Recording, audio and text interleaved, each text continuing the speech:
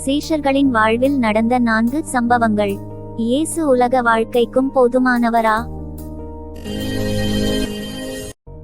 இயேசு கிறிஸ்து வாழ்ந்த காலத்தில் சீஷர்களுக்கு சத்தியத்தை கற்றுக் கொடுத்தார். வல்லமைகளையும் வரங்களையும் கொடுத்தார். இது மட்டும்தானா? இயேசு கிறிஸ்து சீஷர்களின் ஆபத்தில் உதவி செய்தார். அவர்களுக்கு உணவு கொடுத்தார். தேவைகளை சந்தித்தார். சுகம் கொடுத்தார். இதை பற்றி பார்க்கலாம். உணவு கொடுத்தார். இயேசு உயிர்த்தெழுந்து பரலோகத்திற்கு போவதற்கு முன்பு ஒரு முறை சீமோன் பேதுரு அருகில் இருந்தவர்களை நோக்கி, மீன் பிடிக்கப் போகிறேன் என்றான். அதற்கு அவர்கள், நாங்களும் உம்முடனே கூட வருகிறோம் என்றார்கள். அவர்கள் புறப்பட்டு போய் உடனே படவேறினார்கள்.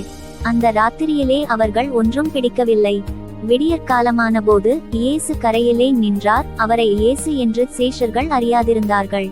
இயேசு அவர்களை நோக்கி, அன்போடு, பிள்ளைகளே, புசிக்கிறதற்கு ஏதாகிலும் உங்களிடத்தில் உண்டா என்றார். அதற்கு அவர்கள், ஒன்றுமில்லை என்றார்கள்.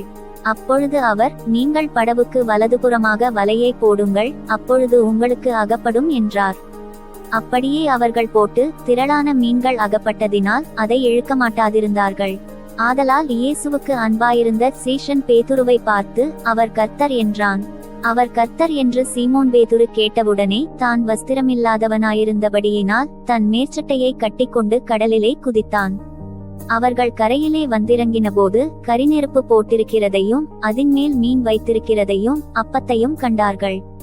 இயேசு அவர்களை நோக்கி, நீங்கள் இப்பொழுது பிடித்த மீன்களில் சிலவற்றை கொண்டு வாருங்கள் என்றார்.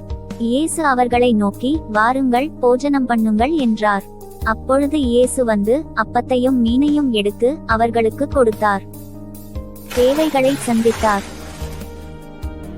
ஒரு முறை வரிப்பணம் வாங்குகிறவர்கள் பேதுருவினிடத்தில் வந்து, உங்கள் போதகர் வரிப்பணம் செலுத்துகிறதில்லையா என்று கேட்டார்கள். செலுத்துகிறார் என்றான்.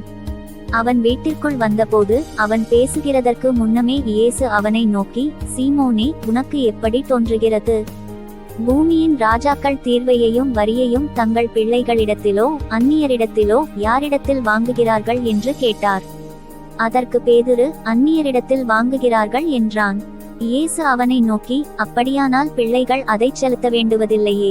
ஆகிலும் நாம் அவர்களுக்கு இடரலாயிராதபடிக்கு நீ கடலுக்கு போய் தூண்டில் போட்டு முதலாவது அகப்படுகிற மீனை பிடித்து அதன் வாயை திறந்து பார். ஒரு வெள்ளிப்பணத்தை காண்பாய். அதை எடுத்து எனக்காகவும் உனக்காகவும் அவர்களிடத்தில் கொடு என்றார். சுகம் கொடுத்தார். ஒருமுறை சீமோனுடைய மாமி காய்ச்சலாய் கிடந்தபோது அதை குறித்து இயேசுவுக்கு சொன்னார்கள். அவர் கிட்ட போய் அவள் கையை பிடித்து அவளை தூக்கிவிட்டார். உடனே காய்ச்சல் அவளை விட்டு நீங்கிற்று. ஆபத்தில் உதவினார். ஒரு முறை இயேசு சீஷர்களை நோக்கி தமக்கு முன்னே அக்கரைக்கு படகில் போகும்படி அவர்களை அனுப்பினார். படவு நடுக்கடலிலே வந்தபோது எதிர்காற்றாயிருந்தபடியால் அலைகளினால் அலைவுபட்டது. இரவின் 4ஆம் ஜாமத்திலே இயேசு கடலின் மேல் நடந்து அவர்களிடத்திற்கு வந்தார். அவர் கடலின் மேல் நடக்கிறதை சீஷர்கள் கண்டு கலக்கமடைந்து ஆவேசம் என்று சொல்லி பயத்தினால் அலறினார்கள். உடனே இயேசு அவர்களோடே பேசி, திடன் கொள்ளுங்கள், நான் தான், பயப்படாதிருங்கள் என்றார். அப்போது காற்று அமர்ந்தது. அக்கரைக்கு சென்றனர். இயேசு கிறிஸ்து அன்புள்ள தேவன். நம்முடைய ஆவிக்குரிய வாழ்க்கைக்கும் நம்முடைய உலக வாழ்க்கைக்கும் போதுமானவர் அவரே. உலகத்தின் முடிவு பரியந்தம் சகல நாட்களிலும் நான் உங்களோடு கூட இருக்கிறேன் என்று சொன்னவர் அவரே. அவரையே பின்பற்றுவோம். வேதம் சொல்கிறது, இம்மைக்காக மாத்திரம் நாம் கிறிஸ்துவின் மேல் நம்பிக்கையுள்ளவர்களாயிருந்தால் எல்லா மனுஷரை பார்க்கிலும் பரிதபிக்கப்படத்தக்கவர்களாயிருப்போம் என்று.